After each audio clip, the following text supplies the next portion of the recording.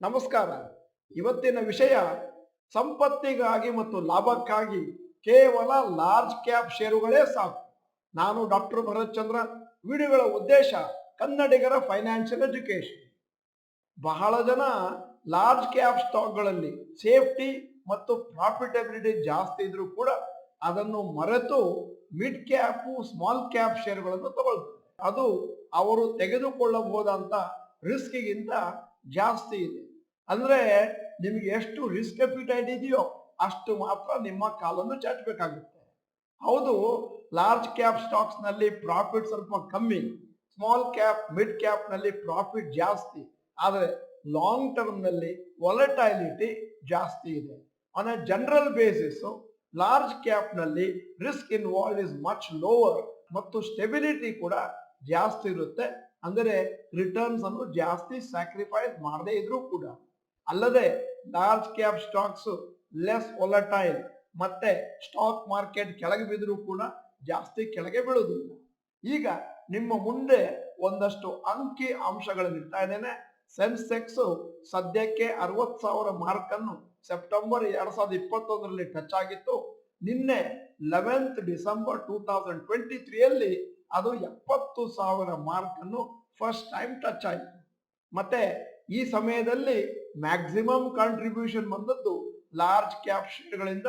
ಅದರಿಂದಾಗಿ ನಿಮ್ಮ ಮುಂದೆ ಪಟ್ಟಿಯನ್ನು ಇಡ್ತಾ ಇದ್ದಾನೆ. 10,000 point Sensex journey from 60,000 to 70,000. ಅದರಲ್ಲಿ ಯಾವ ಷೇರುಗಳದ್ದು ಕಾಂಟ್ರಿಬ್ಯೂಷನ್ ಜಾಸ್ತಿ? ಮೊದಲನೇದ್ದು ICICI ಬ್ಯಾಂಕ್ 1920 ಪಾಯಿಂಟ್ 10,000ದಲ್ಲಿ. 2 ITC 1819 point. 3 LNT 1770 point.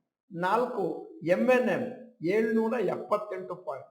5 Axis bank 747 point. ಈಗ ಅದೇ ಅವಧಿಯಲ್ಲಿ ಸೆನ್ಸೆಕ್ಸ್ ನ ಕೆಳಗೆ ಇಳಿದಂತಹ ಷೇರುಗಳನ್ನು ನಿಮ್ಮ ಮುಂದೆ ಇಡ್ತಾ ಇದ್ದೇನೆ. ಇನ್ಫೋಸಿಸ್ 536 ಪಾಯಿಂಟ್ ನ ಕೆಳಗೆ ಡ್ರ್ಯಾಗ್ ಮಾಡಿದೆ. Wipro 316, Kotak Mahindra bank 219, HUL 152, Bajaj finance 133. ಇಲ್ಲಿ ನಿಮಗೊಂದು ಕನ್ಫ್ಯೂಷನ್ ಇರಬಹುದು. ಯಾವುದೋ ಒಂದು ಷೇರು, ಉದಾಹರಣೆಗೆ ICICI ಅಷ್ಟು ಮೇಲಾಗಿ ಹೋಗಿಲ್ಲ, ಆದರೂ ಕೂಡ ಅದೇಗೆ ಸೆನ್ಸೆಕ್ಸ್ ನ ಮೇಲಕ್ಕೆ ಎತ್ಕೊಂಡು. ಕಾರಣ ಏನು ಅಂತಂದ್ರೆ ICICI ಬ್ಯಾಂಕಿನ ವೇಟೇಜ್ ಏನಿದೆ ಅದು ಸೆನ್ಸೆಕ್ಸ್ ಅಲ್ಲಿ ನಿಫ್ಟಿಯಲ್ಲಿ ಜಾಸ್ತಿ ಇರೋದ್ರಿಂದ ಅದು ಕೇವಲ ಕೆಲವು ರೂಪಾಯಿಗಳು ಮೇಲಕ್ಕೆ ಹೋದ್ರೂ ಕೂಡ ಸೆನ್ಸೆಕ್ಸ್ ಅತಿ ವೇಗದಲ್ಲಿ ಮೇಲಕ್ಕೆ ಹೋಗುತ್ತೆ. ಮತ್ತು ಈಗ ಸದ್ಯಕ್ಕೆ top gainers in Sensex from September 2021 when it touched 60,000 mark. Top gainers in Sensex from September 2021. ಯಾವ್ಯಾವ ಷೇರುಗಳು ಜಾಸ್ತಿ ಪರ್ಸೆಂಟೇಜ್ ಮೇಲಕ್ಕೆ ಹೋಗಿದ್ದಾವೆ ಸೆನ್ಸೆಕ್ಸ್? 1 NTPC 131% ಮೇಲಕ್ಕೆ ಹೋಗಿದೆ. 2 Tata motors 127%. 3 MNM 112%. 4 LNT 91%. 5 ITC 90%. ಈಗ top losers in Sensex from September 2021.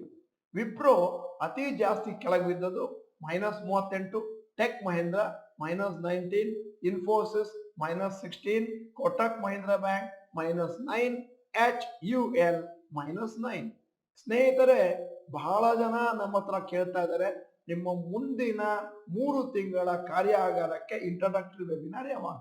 ಇದೇ 17ನೇ ತಾರೀಕು ಭಾನುವಾರ 4 ಗಂಟೆಯಿಂದ 6 ಗಂಟೆ 30 ನಿಮಿಷವರೆಗಿದೆ. ಅದಕ್ಕೋಸ್ಕರ ನೀವು ಸ್ಪೆಷಲ್ ಇಮೇಲ್ ಅನ್ನು ಕಳಿಸ್ಬೇಕಾಗತ್ತೆ. ನಮ್ಮ ವಿಡಿಯೋದಲ್ಲಿರುವಂತ ಸ್ಕ್ರಾಲ್ ಅನ್ನು ನೋಡಿ ಅದರಂತೆ ಕಾರ್ಯವನ್ನು ಕೈಗೊಳ್ಳಿ.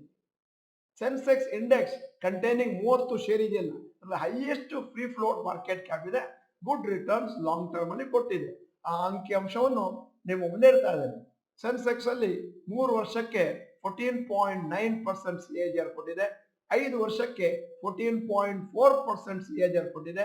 10 ವರ್ಷಕ್ಕೆ 12.8% CAGR. 20 ವರ್ಷಕ್ಕೆ 13.8% CAGR. 25 ವರ್ಷಕ್ಕೆ 13.4% CAGR. ಆದ್ದರಿಂದ ಸೆನ್ಸೆಕ್ಸ್ ನಲ್ಲಿ ಇರೋದೇ ಲಾರ್ಜ್ ಕ್ಯಾಪ್ ಸ್ಟಾಕ್ಸ್ ಮತ್ತು less volatile when compared to mid cap small cap, ಮತ್ತು ಅಂದಾಜು 14ರಿಂದ 15% ರಿಟರ್ನ್ಸ್ ಕೊಟ್ಟಿದೆ ದೀರ್ಘಾವಧಿಯಲ್ಲಿ. ಮತ್ತೆ ಅದಕ್ಕೆ ಡಿವಿಡೆಂಡ್ ಇನ್ಕಮ್ ಅನ್ನು ಕೂಡ ಕೂಡಿಸಿದ್ರೆ ಅಂದಾಜು 1 to 1.5% ಹೆಚ್ಚಿಗೆ ಸೇರ್ಕೊಳ್ತು ಅಂತಂದ್ರೆ ಅಲ್ಲಿಗೆ ನಮಗೆ ಸೆನ್ಸೆಕ್ಸ್ ಅಲ್ಲಿರುವ ಷೇರುಗಳಲ್ಲಿ ಅಂದಾಜು 16% ಪರ್ ಆನಮ್ ಬಂದಾಗಾಯ್ತು. ಸೆನ್ಸೆಕ್ಸ್ ನಲ್ಲಿ ನೀವು ಕೂಲಂಕುಷವಾಗಿ ನೋಡಿದ್ರೆ ಫಂಡಮೆಂಟಲಿ ಸ್ಟ್ರಾಂಗ್ ಸ್ಟಾಕ್ಸ್ ಇದಾವೆ, ಫಂಡಮೆಂಟಲಿ ವೀಕ್ ಸ್ಟಾಕ್ಸ್ ಇದಾವೆ, ಮತ್ತೆ ತ್ವರಿತಗತಿಯಿಂದ ಮೇಲಕ್ಕೆ ಹೋಗುವಂತ ಷೇರುಗಳಿದಾವೆ ಮತ್ತು ಏನೂ ಪರ್ಫಾರ್ಮೆನ್ಸ್ ಕೊಡದೇ ಇದ್ದಂತ ಷೇರುಗಳಿದಾವೆ.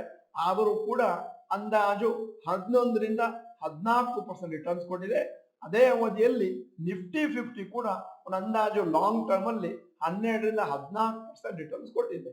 ಮತ್ತೆ ನೀವೇನಾದರೂ ಸೆನ್ಸೆಕ್ಸ್ ನಲ್ಲಿರುವಂತಹ ಮತ್ತು ನಿಫ್ಟಿಯಲ್ಲಿರುವಂತಹ ಓನ್ಲಿ ಲಾಭಕರವಾದಂತಹ ಷೇರುಗಳನ್ನು ಮಾತ್ರ ಸೆಲೆಕ್ಟ್ ಮಾಡಿ ಅದನ್ನು ಆಯ್ಕೆ ಮಾಡಿಕೊಂಡು ತಗೊಳ್ತೇನೆ ಅಂತಂದ್ರೆ ನಿಮಗೆ 14, 15, 16% ಬದಲಾಗಿ 15ರಿಂದ 20, 25, 30% ವರೆಗೂ ಲಾಭ ಬರುವಂತ ಚಾನ್ಸಸ್ ಇದೆ. ಆದ್ದರಿಂದ ನಾವು ನಮಗೆ ಕೇಳ್ಕೊಳ್ಬೇಕಾದಂತ ಒಂದು ಪ್ರಶ್ನೆ ಏನು ಅಂತಂದ್ರೆ, ಇಂತಹ ಒಳ್ಳೆಯ ರಿಟರ್ನ್ಸ್ ಲಾರ್ಜ್ ಕ್ಯಾಪ್ ಸ್ಟಾಕ್ ನಲ್ಲಿದೆ, ಲಿಮಿಟೆಡ್ ಲಯಬಿಲಿಟಿ, ಹೈ ಸರ್ಟನಿಟಿ, ಆದ್ದರಿಂದ ರಿಸ್ಕು ಕಡಿಮೆ, ಇಂತಹ ಷೇರುಗಳನ್ನು ಕೊಳ್ಳುವುದು ಅತಿ ಲಾಭದಾಯಕ ಮತ್ತು ಬುದ್ಧಿವಂತಿಕೆ ಮಾತಾಗುತ್ತೆ.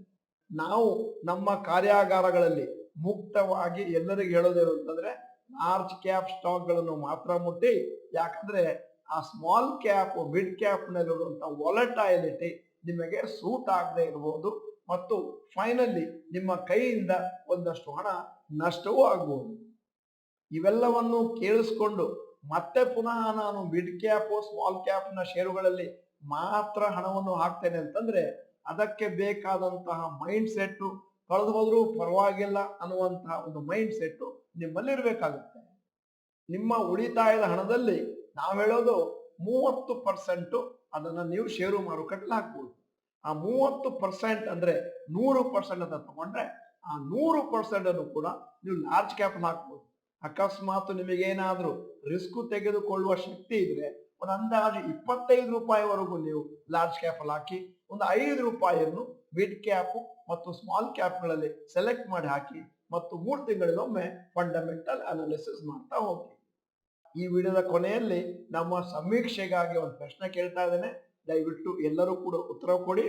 ಷೇರು ಮಾರುಕಟ್ಟೆಯಿಂದ ನಿಮಗೇನಾದ್ರೂ 15ರಿಂದ 16% per annum returns over a long period ಬರುತ್ತೆ ಅಂತಂದ್ರೆ, ನನಗೆ ಅದರಲ್ಲಿ ಸ್ಯಾಟಿಸ್ಫ್ಯಾಕ್ಷನ್ ಇದೆ ಅಂತಂದ್ರೆ yes I will be happy ಅಂತ ಟೈಪ್ ಮಾಡಿ, ಇಲ್ಲದಿದ್ರೆ no I expect higher returns ಅಂತ ಟೈಪ್ ಮಾಡಿ. ನೀವು doctor Bharat Chandra institute Kannada channel member ಅಂತಂದ್ರೆ ಇದೀಗ ಸಮಯ ಸಬ್ಸ್ಕ್ರಿಪ್ಷನ್ ಬಟನ್ ಬೆಲ್ ಐಕಾನ್ ಒತ್ತಿ. ವಿಡಿಯೋ ಚೆನ್ನಾಗಿದ್ರೆ ಲೈಕ್ ಬಟನ್ ಒತ್ತೋದನ್ನು ಮರಿಬೇಡಿ. ವಿಡಿಯೋನ ನಿಮ್ಮ ಎಲ್ಲಾ ಸ್ನೇಹಿತರಿಗೂ ಫಾರ್ವರ್ಡ್ ಮಾಡಿ. ವಿಡಿಯೋನ ಸಂಪೂರ್ಣವಾಗಿ ನೋಡಿದ್ದಕ್ಕೆ ಧನ್ಯವಾದಗಳು. ನಮಸ್ಕಾರ.